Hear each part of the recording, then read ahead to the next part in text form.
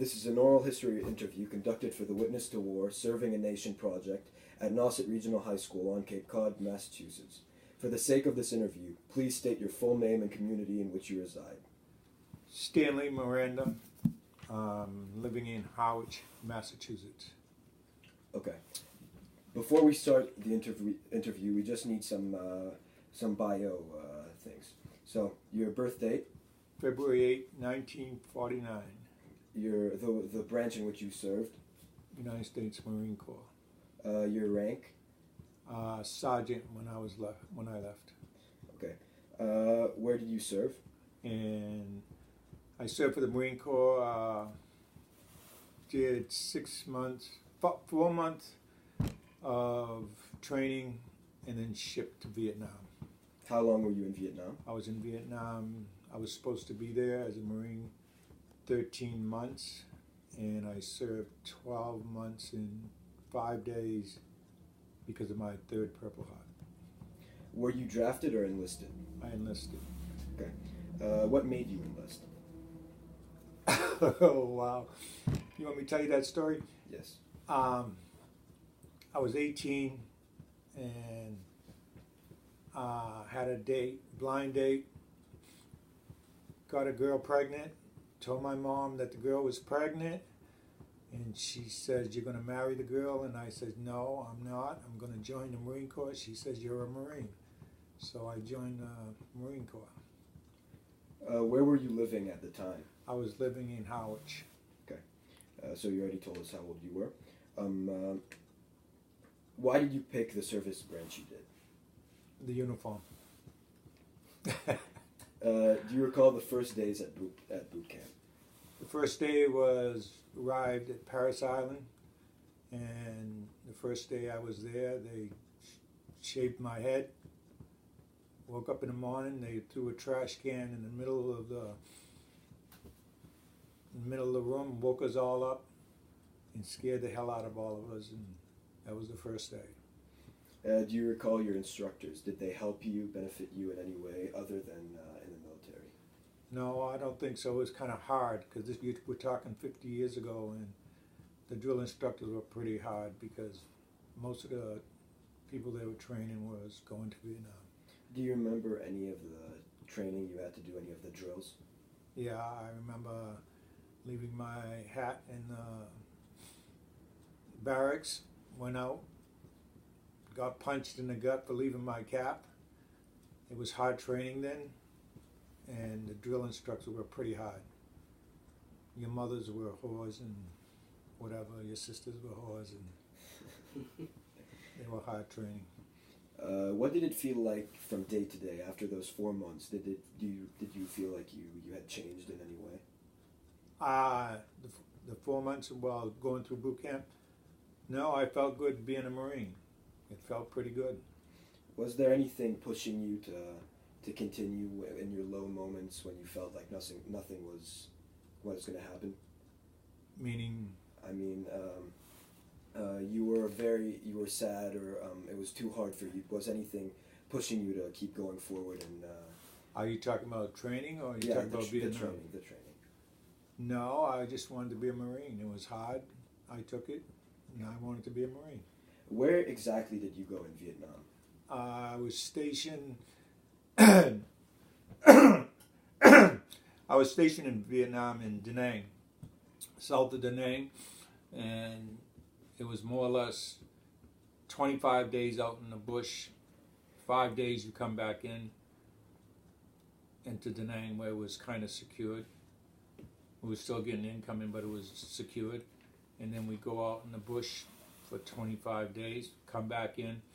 I think a total of 9 operations I had. What was it like living there? I don't know, it had its moments. It was hard. Like I said, I had 3 Purple Hearts, so I was wounded 3 times on 3 different operations. And what we did was, I don't know, it was hard operations. We went through Tet season. Tet season was when we were on the bush. We were out in the bush on operation, and the Viet Cong would get all doped up, heroin up, and they just come at you at night and Then we went through monsoon seasons where we never took showers, baths, out in the bush, and all there was rice paddies. So we take showers when we come in after about 25 days. So it was pretty hard. I mean, most of the guys just smoked their joints, and it was hot. So, I mean, it was bad days. We had a lot of soldiers dying, and it was pretty bad. What exactly was your assignment? First, when I went in, I was just a team leader. And as your casualties died, you get up to be squad leader, then you get up to be a platoon leader. My 12th month, I ended up being a platoon leader. So how many people are in a platoon, exactly? In a platoon, there would probably be, there's 4 squads. There's 3 squads, 10 and about 38 guys. Like you said, you saw a lot of combat. Can you please describe a vivid moment throughout the war? The vivid bad moments? Yes. I don't know if I want. And some good ones, if you can.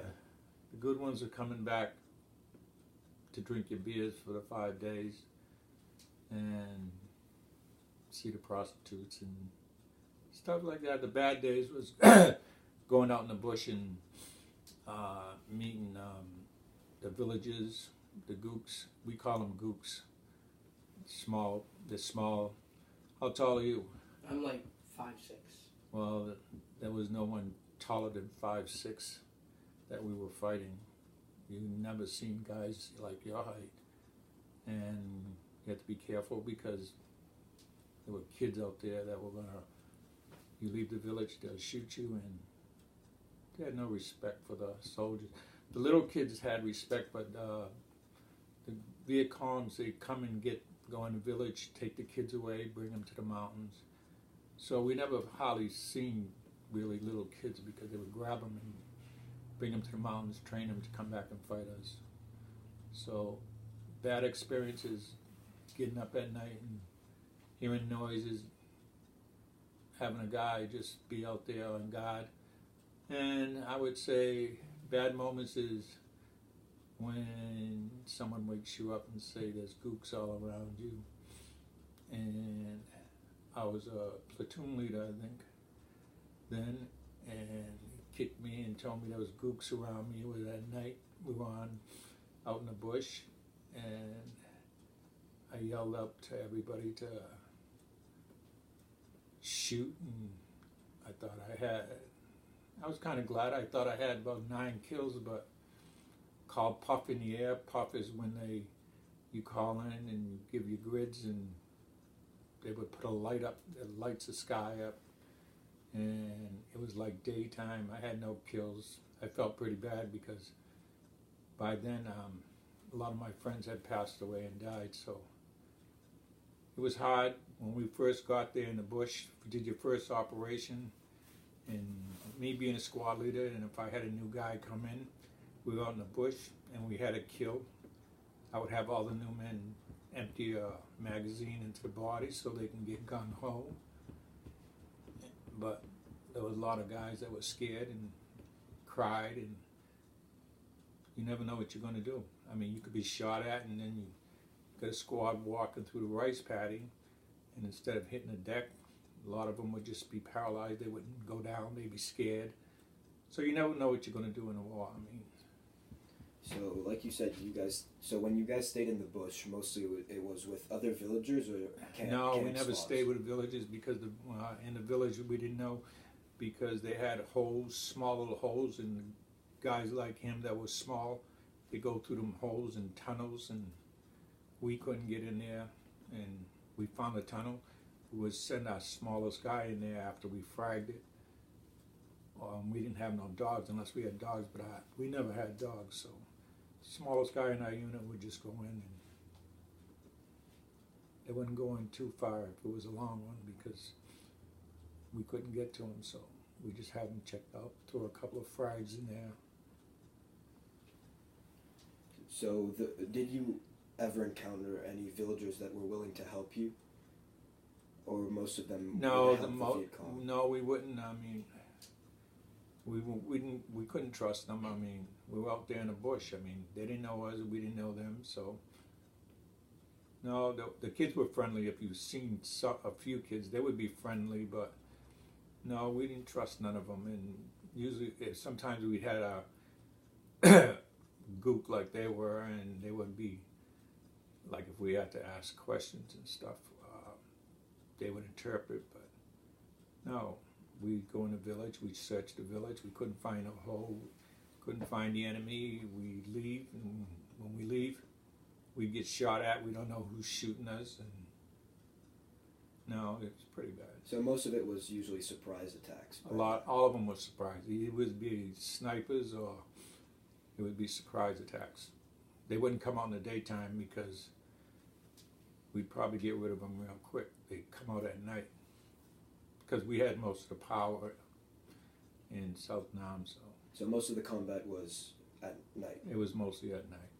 We wouldn't see them in the daytime, rarely. And if we did, they'd be snipering us. In your squad of 5 people, were there... That would be a team. A team. There's 4 teams in a squad. Okay.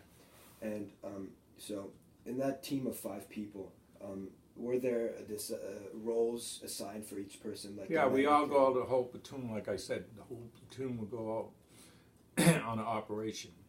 And then we make a perimeter, and then we send 4 men to the left, 4 men to the right, 4 men to the front, 4 men in the back at night. There would be like, I don't know, probably 300 feet in front of, around the platoon. There'd be 4 guys out there, 4 guys out here, and they'd be watching.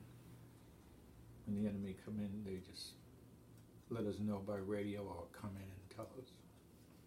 Were you ever a prisoner of war or close to becoming one? I was never a prisoner of war, but I was lost in the bush. I think it was 2 days. Got separated for 2 days and happened to find my way back. So, can you please explain that time? Well, we were out as a team and we got separated, and they were out there in the bush, and I hid behind some rocks, and it was like a day and a half before it was like, I think it was 12 hours that I was hid because I was scared as hell, scared as shit. But eventually, in the daytime, I moved and I found my unit. And, were you awarded any medals or? 3 Purple Hearts.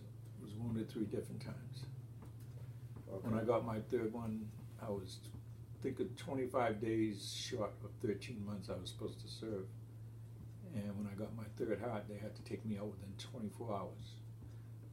And I left all my men there, and I was platoon leader. So when I got my 3rd heart, they brought me, medevaced me in, told me I was going home. Didn't know, but didn't get a chance to see none of my guys. So. Was it hard being away from your family? It was very hard. Like I said, I joined the Marine Corps because my girlfriend was pregnant, and my daughter was born when I was in Vietnam. Yeah, I wanted to get home, and I wanted to get home really bad. I mean, my first daughter, didn't care much for my wife, but my first daughter, I wanted to get home to her. And who would think I've been married 50 years to the same woman? Yeah. Did you stay in touch with your family, or how did you stay in touch? Letters. Letters? Yeah, we wrote letters. I wrote letters home and got letters. We got letters while we were in the bush. Most of the time when we came in from the operation. Every month, you would say? I would say, yeah, every month, every 25 days. And sometimes if we were close enough, they would, when they gave us the meals, they would send in the letters. So how was the food in the barracks? The food in the barracks was, I mean, it was good. Most of the time we ate rations, like cans of spaghetti and baked beans and packets of cigarettes with 4 in it. And muffins in a can. Yeah, we ate rations mostly. What about in the bush? Did you guys carry supplies or? We carried supplies. We carried our gun. We carried our ammo. We carried backpack most likely, and a lot of times we would get rid of it because we were, like I said, we were out there for 25 days, and if it was hot, it was, I guess we gave the enemies a lot to make the booby traps with because we throw all our weight away, and they would just use them against us, but we didn't care. Monsoon season was rainy season. It would rain, or we were out there in the bush, it would rain like 5-6 days at a time. So we were always soaking wet, going through rice paddies, and get out of the rice paddies, you got these leeches that snatch onto you and make these big holes in you, and yeah, it wasn't good. But So did you ever encounter any animal attacks because you've been in the bush? no, we had monkeys that would throw rocks at us at night on operations, and I guess that was all the animals I seen. I mean, they had water buffaloes, which would attack us if they could, but they had these chains around their nose, and they would be working the rice paddies. The water buffaloes didn't like Americans. They could smell American. I don't know why, but they didn't like Americans, period.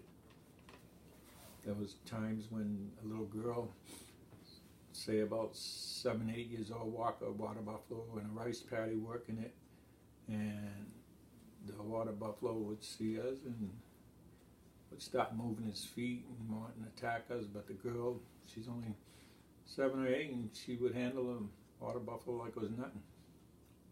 But the water buffaloes didn't like us, no. So these villagers, they lived their normal life, or they were? They lived their normal life in the rice paddies. I mean, they had no choice. I mean, what could they do? They weren't weaponized. They had the Viet Congs come in at night and go in a village, capture the little kids, and they couldn't do nothing. What could they do? Were they killed by the Viet Cong? Were they suppressed by them in any way?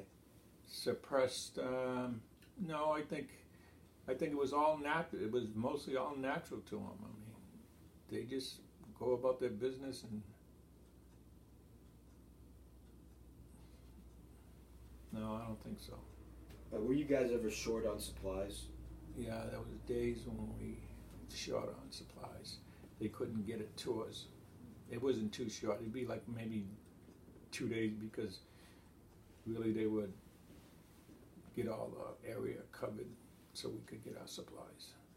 They shoot at the helicopters, but like I said, if they were shooting us at the daytime, we find out their position. I mean, we just So most of the supply drops were dropped in the day? During the day. Yeah, they couldn't drop them at night. We did make a perimeter and make sure that the Hueys would come in, and they didn't like the Hueys because they really shot, they'd be shooting thousands of rounds with traces where they come in and they shoot from the helicopter, and if they was to shoot a football field, they'd probably cover every inch of the football field. And at night when they did it, you could see just a red straight line going down, and every fifth round had a red taping on the bullet. So between every fifth bullet, they had a tracer. So it would be like straight line, and they'd probably cover a whole football field, every inch of it. So we were pretty well taken care of. So the Americans were always well armed, but what about the Viet Cong? They weren't well armed. Like I said, a lot of them didn't have weapons. They mostly set up booby traps. They were good at booby traps, and they had weapons, but like I said, it was Tet season. They come out with no weapons, and they just come at you at night, just attack. It's like, I don't know, it's like opening your door and you see people coming, attacking you with no weapons. you just mow them down, but they didn't care. They were all heroined up, so that was their time to. So for them, it was mostly guerrilla warfare. That's all it was. And then they probably crossed the line where we couldn't go past the line. We couldn't go past the zone, which was kind of crazy to me, but we couldn't pass the line, so. Were you ever scared within the compound?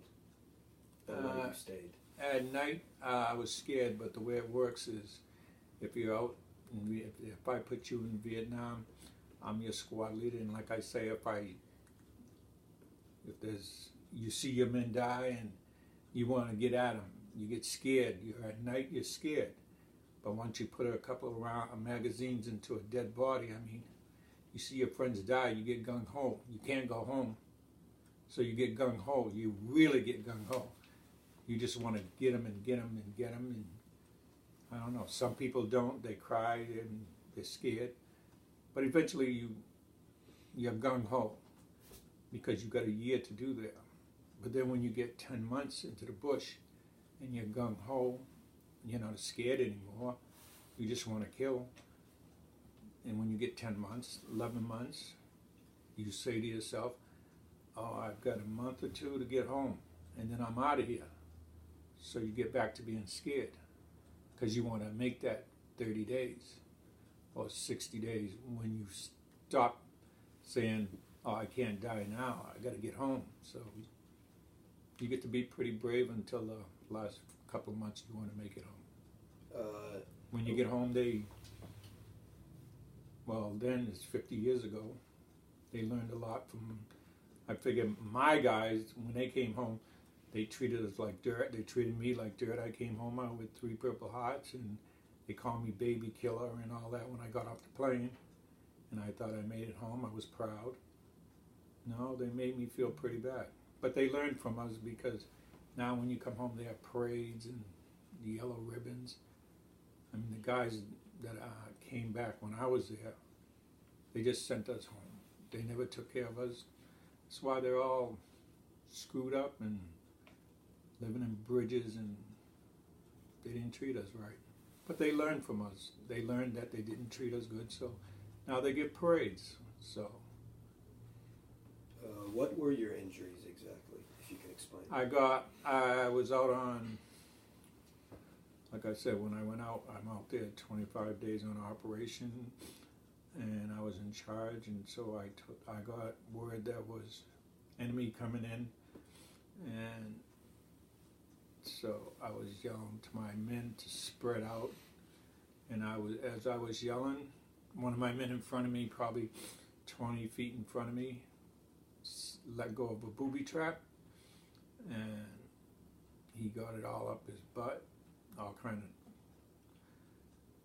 steel, whatever, they got it all in his butt, but one went through my lip dropped, and it was hanging, and they brought me back inside, and they sewed me up. I had 8 stitches in my lip put together. Another time on operation, I was out in the bush, and we got incoming fire, and I got a bullet that grazed me, went through my leg.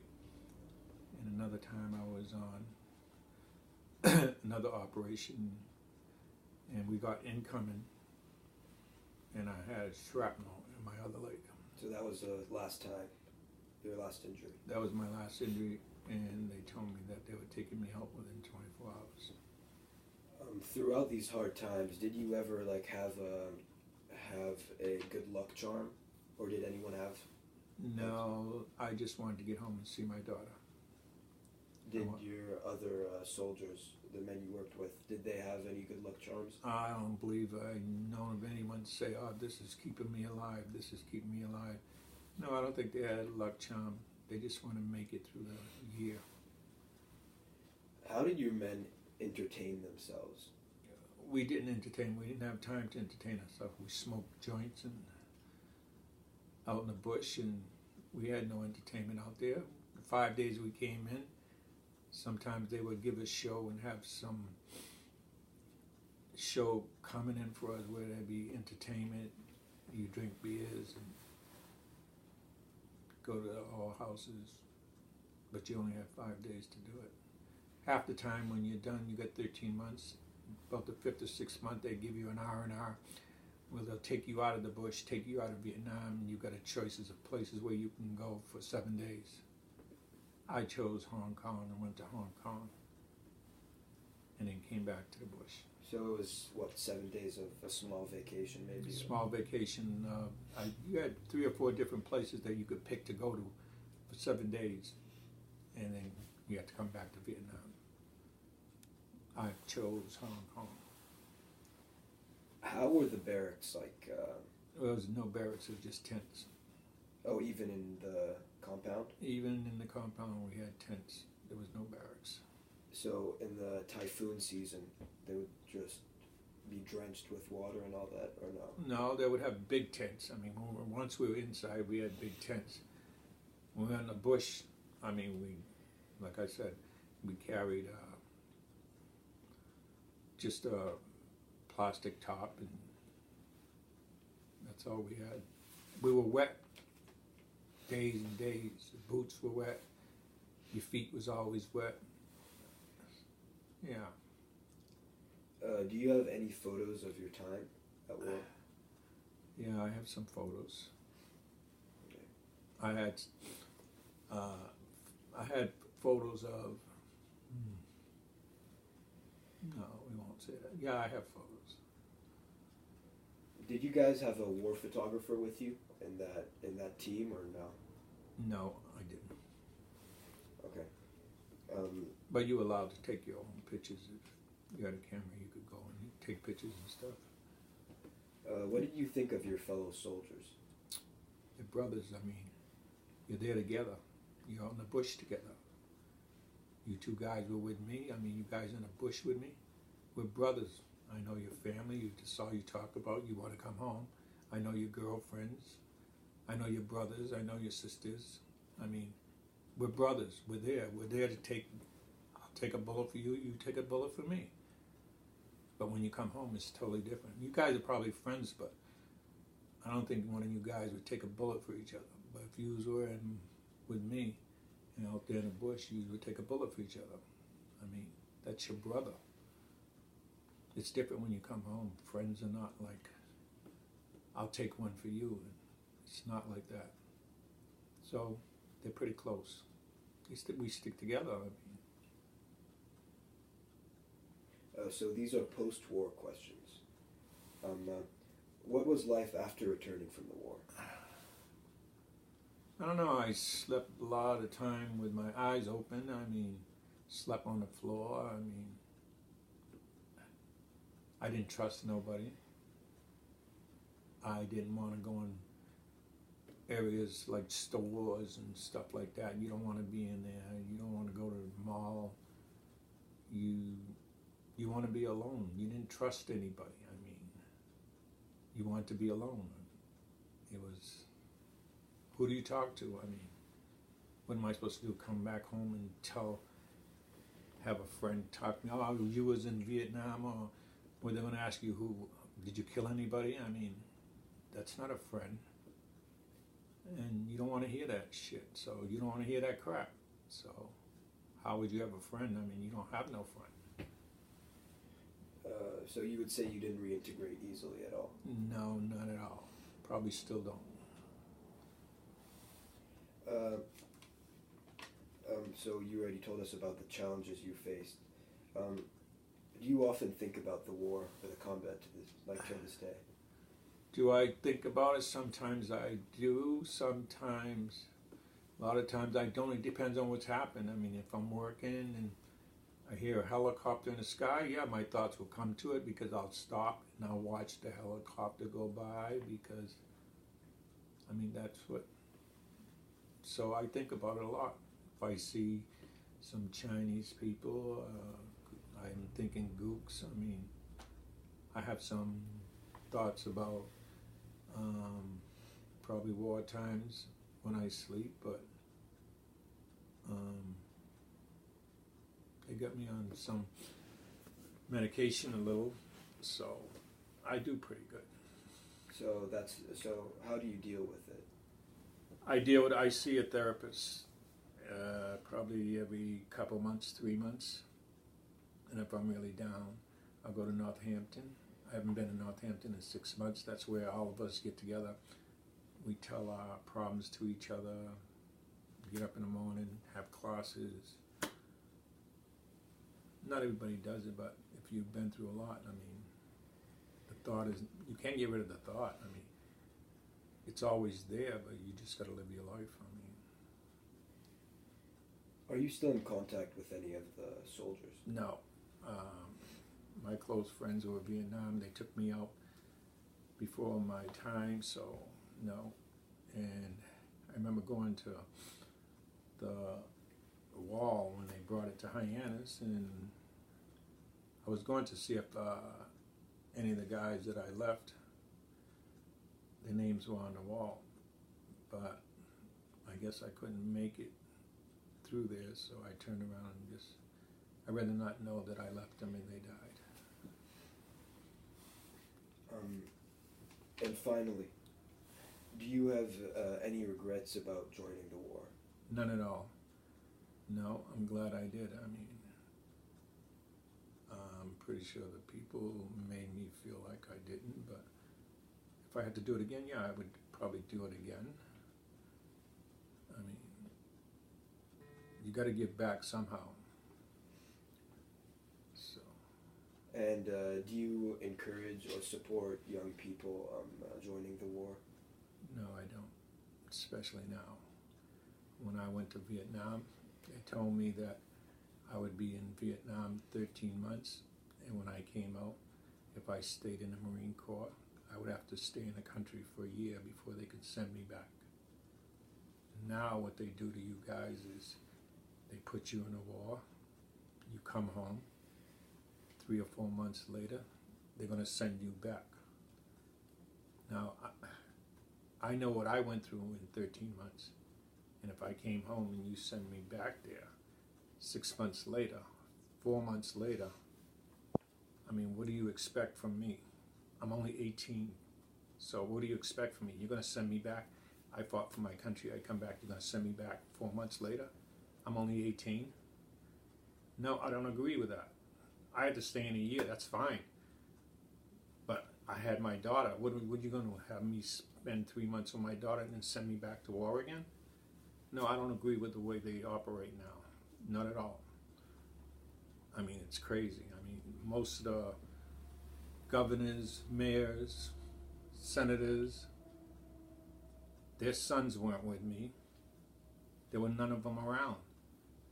Why? Because politicians, I mean, your son's not going to go to Vietnam. So none of them were there.